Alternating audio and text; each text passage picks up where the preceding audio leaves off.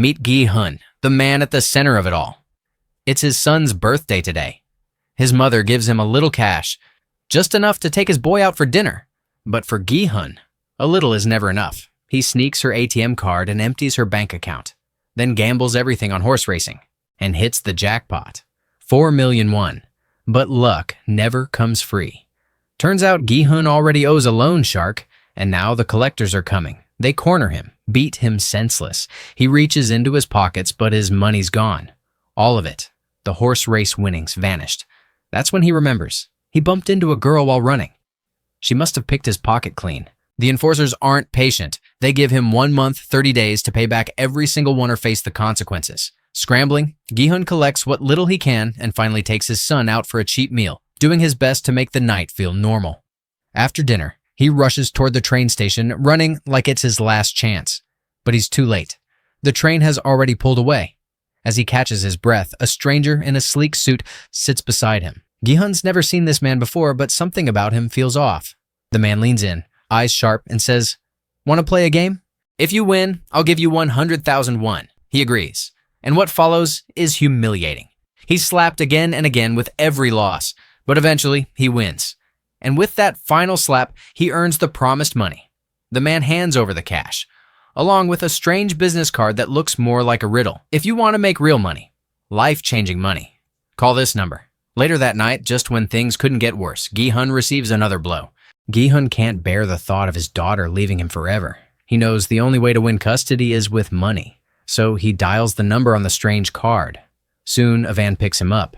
He's not alone. There are others too. They're all unconscious before they know it. When they wake up, they're in a strange facility, surrounded by 456 people wearing the same green uniforms. Every one of them is deep in debt. A masked man, known as the frontman, watches over them. He runs the games and sees everything.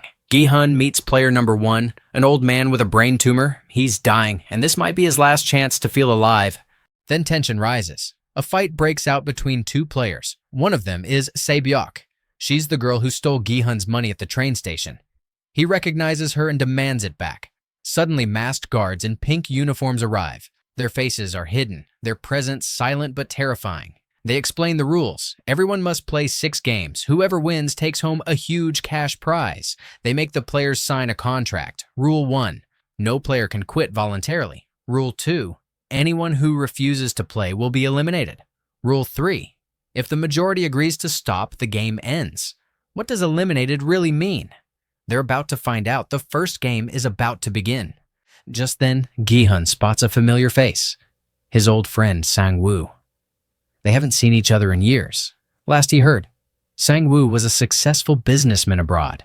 The players are led into a giant field. At the far end stands a massive, creepy doll. The rule of this game was really simple. Whenever the giant doll sings, the players must walk forward, but as soon as it stops singing, they must stop immediately. No movement at all is allowed. If anyone moves, they will be eliminated. At first, everyone thought it was just a silly game, but when one guy moved, he was suddenly shot and killed. That's what elimination really meant.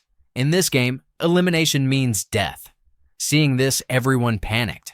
It was clear now they were in real danger. Terrified and confused, players started running in fear, but because of the rules, anyone who moved was instantly shot. Somehow, a few managed to survive and finish the game. The bodies were cleared out, and only 255 players remained out of 456. Now everyone was scared, and no one wanted to keep playing. But rule number 3 stated if the majority wants to quit, the game stops. The frontman announced a vote. But first, he revealed the prize money, the money that the last winner would take home. But if they chose to leave, that money would go to the families of the dead. The prize was a massive 45 billion won. The players voted, and most of them didn't want to continue, so the game was officially ended, but the option to return later was left open. Everyone was dropped back at their homes. The next day, gi-hun went to the police and told them everything, but they didn't believe him. They thought he was mentally unstable, even when he showed them the card. The phone number was fake. Gi-hun returned home, but his mother wasn't there. Meanwhile, Sang-woo, his old classmate, had secretly come to visit his own mom. Just then, gi-hun showed up too. Sang-woo looked upset and admitted, "I'm buried in 6 billion won of debt." He confessed to putting his client's money into risky stock margins, and unfortunately, he lost it all. Suddenly, Gi-hun got a call from the hospital. His mother had injured her foot. Her wound had gotten worse because she didn't treat her diabetes. The doctor tells Gi-hun, "We can save her, but we'll need to amputate her foot, and that surgery would cost a lot of money." But Gi-hun is completely broke now. He already spent his mother's insurance money. Desperate, Gi-hun goes to his ex-wife to ask for help, but she refuses to give him anything. She tells her husband that Gi-hun is here again asking for money. Her husband steps in, hands Gi-hun some cash, and warns, "Stay away from my family." Enraged, Gi-hun attacks him just as his daughter walks in and sees everything. Meanwhile, Gi-hun's friend tries asking his boss for some money, but when his boss refuses, a fight breaks out. During the scuffle, his boss's hand gets crushed in a machine. Taking the chance, Gi-hun's friend grabs the cash and runs. Once home, he tells his wife, "Pack up, we're leaving on the next flight." At the same time, Si-byuk meets with a smuggler. She wants to bring her mother from North Korea to the south. She's the same girl who stole money from Gi-hun. She needs that money to reunite her family. She also has a younger brother and promised to bring their mom back. Later, we meet a police officer whose brother has gone missing. He goes to his brother's apartment to investigate, but finds out his brother hasn't been home in days. While searching the place, he finds a strange card. The same card he saw earlier with Gi-hun at the police station. The officer confronts Gi-hun and asks about it, but Gi-hun keeps quiet. Back home, Gi-hun finds that exact same card again. That's when he makes up his mind. He's going back into the game. Soon after, all the players are brought near a ship, but the officer follows and sneaks in. Chasing after them, he knocks out a guard and throws him into the sea. The players are then transported to a secret facility on an island. None of them know what the next game will be or how dangerous it is, so they start forming teams, preparing for whatever comes next. Late at night, Si-byuk and her female friend head to the bathroom while the guards aren't watching. Si-byuk sneaks off to explore the facility. She discovers something strange. The guards are cooking something in massive steel pots. One of the guards grows suspicious and walks toward the restroom to check, but Si-byuk manages to return just in time. She quietly tells her friend everything she just saw, but Sang-woo overhears their conversation. He asks Si-byuk what she found, and she tells him about the giant cooking pots. The next morning, all the players are taken to a large playground. 4 different shapes are displayed in front of them. They must each choose one, but Sang-woo has already figured out what this game will be, so he warns Gi-hun that they should all pick different shapes. Once they've chosen, each player is given a small metal tin. Inside is a thin shape pressed into candy. Their task: remove the shape perfectly without breaking it. If it cracks even slightly, they're eliminated, and by eliminated it means they're killed. Sang-woo completes his shape without a problem. But Gi-hun starts panicking. His hands shake as the pressure builds. Somehow, with a little luck and creativity, he survives. After the game, the remaining players are led back to the dorm. Out of everyone, only 187 made it back. Just 108 are still alive. Later, they're given food. But tensions rise. Yang gets into a fight with another player over it. Jong loses control and brutally kills the man. One of the players is actually a doctor. With the help of some guards, he's been harvesting organs from the dead and selling them to the Chinese. That's why the bodies disappear as soon as the games end. It's all part of a secret operation. Even the front man doesn't know what's going on. The guards planted one of their own in the control room. His job is to delete the video footage to cover their tracks.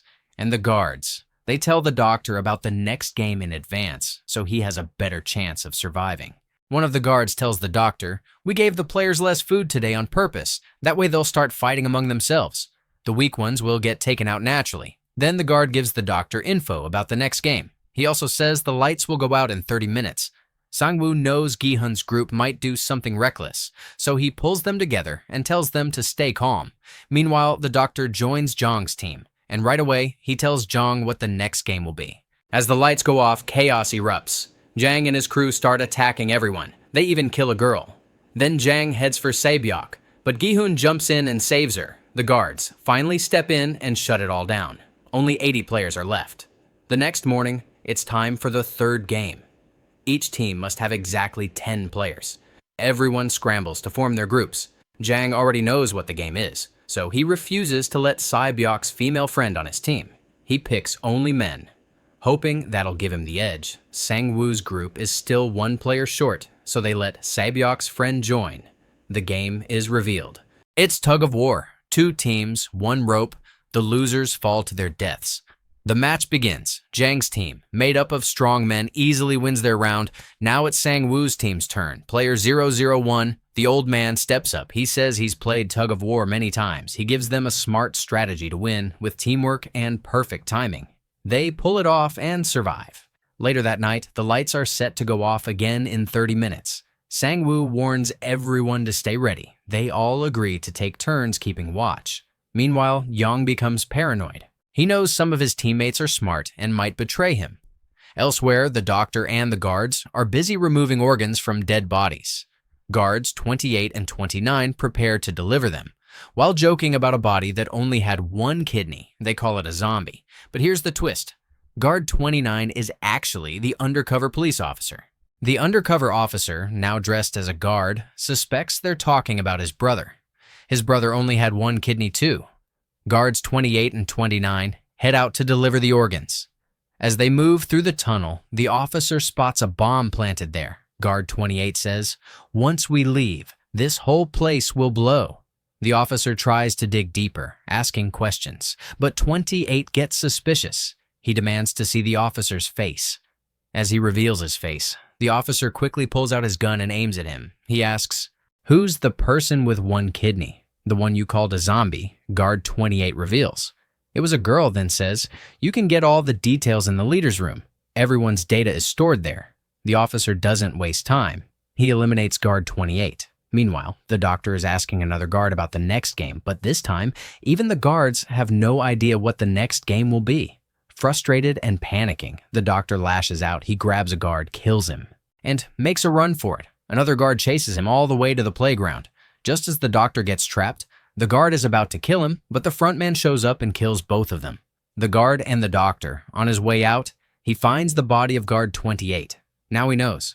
Someone is sneaking around inside the facility. The officer finally reaches the leader's room. While searching, he finds a room filled with records. He flips through and spots the list of previous winners. That's when he finds his brother's name. He won the game once. Meanwhile, the players are gathered for the 4th game. This time, they're told to pick a partner. Everyone starts pairing up. Sae-byok's friend looks for someone to team up with, but no one wants to choose her.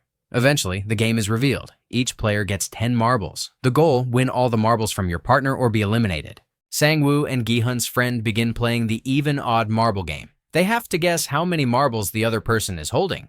Gi-hun's friend wins round after round, collecting all of Sang-woo's marbles. Now, Sang-woo is left with just 1 marble in the final round. He knows if he loses this round, it's the end for him. So he tricks gi-hun's friend into believing that if one of them loses, they'll get a rematch.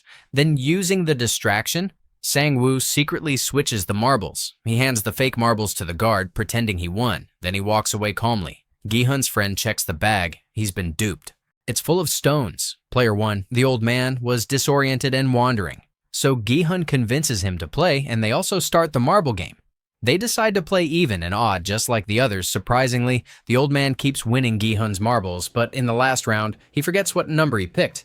Gi-hun uses the confusion to take back the marbles, but the old man was clever. He had hidden 1 marble. He starts wandering again, and gi-hun begs him to continue the game. The old man says, "I know you cheated to take my marbles.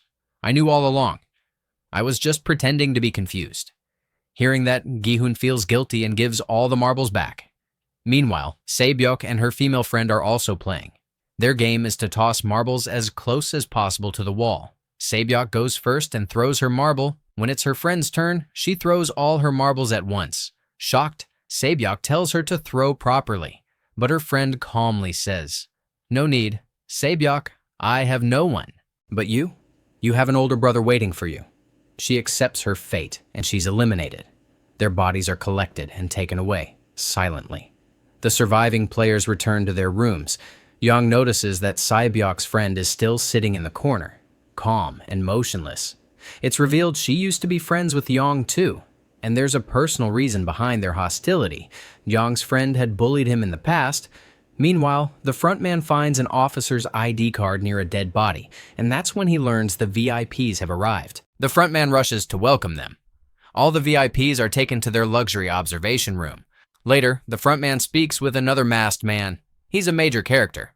We'll learn more about him soon. The next morning, the players are summoned for the fifth game. Numbers from 1 to 16 are displayed on the wall. Each player must choose one. Their position in the game depends entirely on the number they pick. Eventually, only two numbers remain, number 1 and number 16. It comes down to two numbers, 1 and 16. Gi-hun hesitates, unsure which one to pick. If he picks number 1, he'll be forced to go first without knowing the rules. But if he takes the last number, he might not get a turn at all. Just then, a man steps forward and tells Gi-hun, "I want to be number 1. I've never been first at anything in my life." They're all taken to the next game area. The rule is simple. They must cross a glass bridge before time runs out. Each step is a choice between two panels. One is normal glass. The other is tempered. Step on the regular glass and it'll shatter beneath you, causing you to fall to your death. The game begins, and one by one, players fall. Jang, who's at the front, refuses to move, but there's no other option. Move forward or die, standing still. That's when his former partner steps up. She glares at him and says, "You betrayed me. I told you I'd take you down." She grabs Jang and jumps, taking both of them out. One of the players used to work in a glass factory. He can tell which panels are tempered just by looking, but the front man notices and quickly turns off the lights. Now they can't see which glass is safe. With time running out, Sang-woo pushes the glass expert to move ahead. Finally, Sang-woo, Gi-hun, and Sae-byok make it across the bridge, but they're all hurt by the explosion of falling glass. Sae-byok is especially injured meanwhile. The officer has disguised himself as a servant after taking one out. One of the VIPs starts to grow suspicious. He demands the officer remove his mask. "Okay," says the officer, "but I'll take off the mask once we're inside." He leads the VIP into a private room. Once inside, the officer knocks him out cold, and the frontman immediately realizes what happened. He starts chasing the officer. Spotting him fleeing the facility, the officer escapes and reaches the island, but the frontman is right behind him. The officer tries to call his superiors, but the call gets cut off. He sends all the evidence, but the network is gone. The frontman finally catches him and tells him to come quietly. Instead, the officer pulls the trigger and shoots him. When the frontman removes his mask, the officer is stunned. It's his own brother. His brother shoots him and the officer falls into the water. Meanwhile, Sae-byok is bleeding badly from the glass wound. The remaining players are brought to a final dinner. A sharp knife is placed beside them. A silent message. Tonight, someone might kill to win. Gi-hun notices how bad Sae-byok's condition is. He reassures her, telling her they'll beat Sang-woo together. They'll get out and split the money. She tells him about her brother still in the orphanage. She begs him, if either of them survives, take care of both families. But her bleeding gets worse and she clearly needs a doctor. Gi-hun rushes to get help, but when he returns, Sang-woo has killed Sae-byok the next day. It's time for the final game. The rule is simple. Only one of them will survive. The game is called Squid Game. A brutal fight begins between the two. In the end, Sang-woo is badly injured. Gi-hun tells him, "Let's just end the game. Come with me." But Sang-woo refuses. He takes his own life. Making Gi-hun the winner, the frontman comes forward and tells him, "You played well, but I didn't expect this." Gi-hun is taken back to the city. They give him an ATM card, and when he checks it, all the prize money is there. But when he gets home, he finds his mother already gone. 1 year later, Gi-hun is a wreck. He hasn't touched a single one. He lives like a ghost, even using drugs. One day, a flower seller gives him an envelope. It's the same card. An address is written on it. When he goes there, he finds the old man. Player number 1, still alive. The man tells him, "I created this game with my rich clients. Because we were bored, watching people die was entertaining. But he insists no one was ever forced. He joined the game himself because playing was more fun than watching." Then he says, "The money you have, it's all mine," and dies. Afterward, Gi-hun finds Sae-byok's little brother. He drops him off with Sang-woo's mother and gives her a bag filled with cash. Gi-hun heads to the station. Suddenly, he spots the same mysterious man from the beginning. He chases after him, but the man disappears.